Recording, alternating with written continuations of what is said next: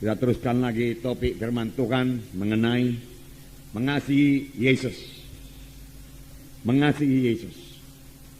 Kita melihat lagi ciri-ciri dari anak Tuhan yang mengasihi Yesus. Ada tanda-tanda dari anak-anak Tuhan yang mengasihi Yesus. Apalagi kalau dia mengasihi Yesus dengan segenap rohnya, dengan segenap jiwanya, dan dengan segenap kekuatannya. Dengan segenap jiwa, saudaraku, yaitu dengan segenap pikiran kita selalu mengingat Yesus. Dengan emosi kita rindu kepada Tuhan Yesus, saudaraku. Dan dengan kehendak kita memang kita suka mengasihi Tuhan Yesus. Inilah hukum yang terutama dan hukum yang terbesar firman Tuhan berkata, saudaraku. Kali ini kita lihat satu ciri lagi, saudaraku, yaitu jika kita mengasihi Tuhan Yesus, kita suka berkorban buat dia. Tidak ada yang berat untuk dikorbankan buat Tuhan Yesus, saudaraku. Sebenarnya, saudaraku, korban kita itu dibanding dengan kasih Tuhan tidak akan pernah sebanding. Tuhan telah memberikan kasih-Nya yang luar biasa kepada kita. Bahkan pada waktu kita masih dalam dosa. Buku 1 Yohanes 4 ayat 19 berkata, kita mengasihi karena Allah lebih dahulu mengasihi kita.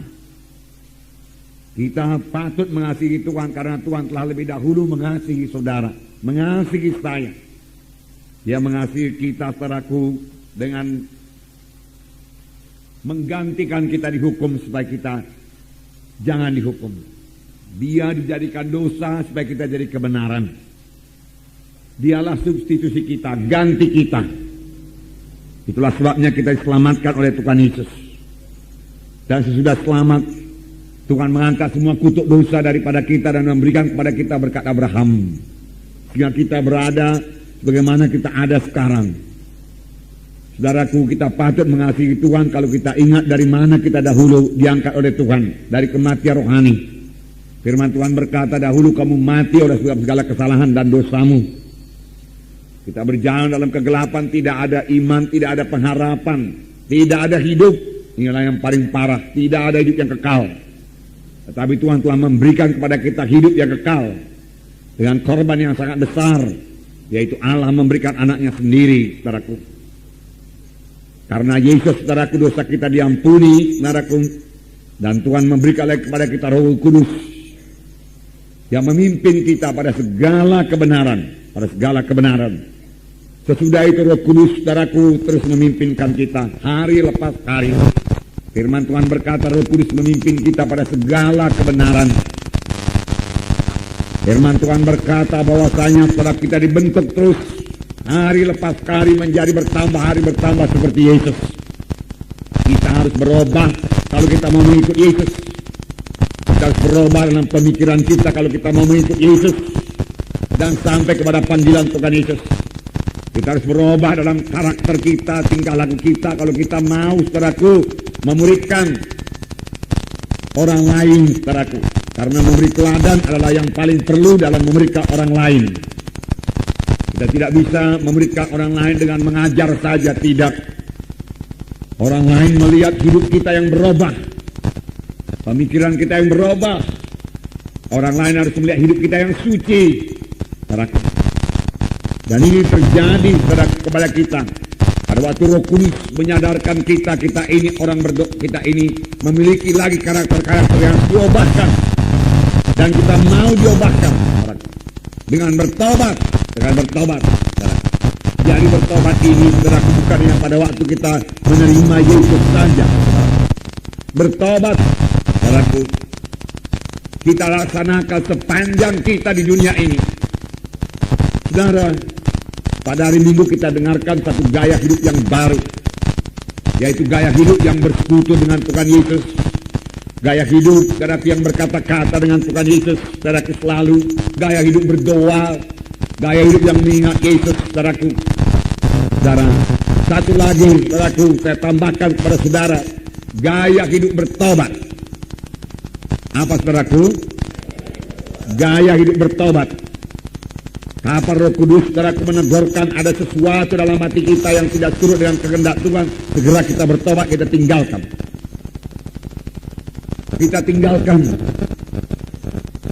Bertobat bukan sekedar menyesal saja, menangis, saudaraku, tetapi tidak mau berubah. Bukan, saudaraku. Banyak, saudaraku, penjahat-penjahat, saudaraku, pencuri, perampok yang ditangkap oleh polisi, kemudian dimasukkan dalam penjara, dia menangis. Dia menyesal, bahkan dia menyesal. Tetapi dia sama sekali tidak mau meninggalkan, saudaraku, kejahatannya itu. Sesudah keluar dari penjara, dia kembali. Kalau ada kesempatan, dia kembali berbuat kejahatan. Saudaraku, yang diminta Tuhan daripada kita berubah. Berubah, itulah bertobat. Supaya kita, saudaraku, bisa dibentuk menjadi sama seperti Yesus. Tanpa kita mau berubah, saudaraku, tanpa kita mau bertobat sungguh-sungguh, saudara, dan tidak akan sampai kepada maksud Tuhan. Dan kita tidak bisa memuridkan, saudaraku. Karena memuridkan, saudaraku, perlu teladan. Karena saudara tentunya di kelompok sel itu memuridkan, saudara. Memuridkan itu, saudara, tidak cukup dengan mengajar saja. Tapi orang harus dapat membaca hidup saudara. Transparan. Kehidupan kita ini dilihat oleh kehidupan saudara sebagai pemimpin kelompok sel dilihat oleh anggota-anggota kelompok sel. Bahwasanya saudara sudah berubah, mengasihi Yesus, mengasihi dia, yaitu anggota-anggota kelompok sel saudara. Dinyatakan dalam pelayanan saudara kepada dia, perkunjungan saudara kalau dia tidak datang, saudaraku. Di situ dia melihat pada kedewasaan saudara, kasih saudara. Dan dia mau berubah menjadi seperti saudara. Dan kelak kalau dia sudah berubah, dia akan memberikan orang lain lagi. Demikian pemberitaan berjalan terus. Dari satu generasi rohani kepada generasi yang lain, saudara. Nah, jadi gaya hidup bertobat. Gaya hidup bertobat. Yang meninggalkan segala kebencian Tuhan. Yang meninggalkan semua yang tidak berkenan kepada Tuhan. Yang meninggalkan semua tabiat-tabiat lama. Yang tegurkan Tuhan kepada kita tinggalkan. Kita mau dengar nanti mengaku kekurangan kita, saudaraku. Kalau kita masih merasa diri kita benar, saudaraku, kita belum bisa bertobat. Kalau kita merasa diri kita lebih baik daripada yang lain, kita tidak bisa bertobat. Bertobatlah kamu sebab kerajaan surga sudah dekat. Di manakah Yohanes mengajar? Padang belantara, saudara baca. Dan orang-orang datang padang belantara untuk mengaku dosa dan bertobat dan dibaptis sungai Jordan. Saudara, dan ketika orang Farisi dan Saduki datang kepadanya, saudaraku, Yohanes Pembaptis berkata, keluarkanlah buah-buah yang berpadan dengan pertobatan.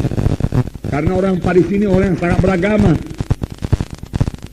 Dia mengatakan dirinya itu mematuhi hukum Taurat. Tetapi buahnya tidak ada. Buah pertobatan tidak kelihatan. Namanya saja, saudaraku, beragama. Saudara, agama Kristen tidak menyelamatkan, saudaraku. Gereja, saudaraku, tidak menyelamatkan. Yang menyelamatkan yaitu Tuhan Yesus. Amin, saudara. Siapa yang memiliki Yesus, saudaraku, percaya kepada Tuhan Yesus, dia akan diselamatkan. Dia beroleh hidup yang kekal.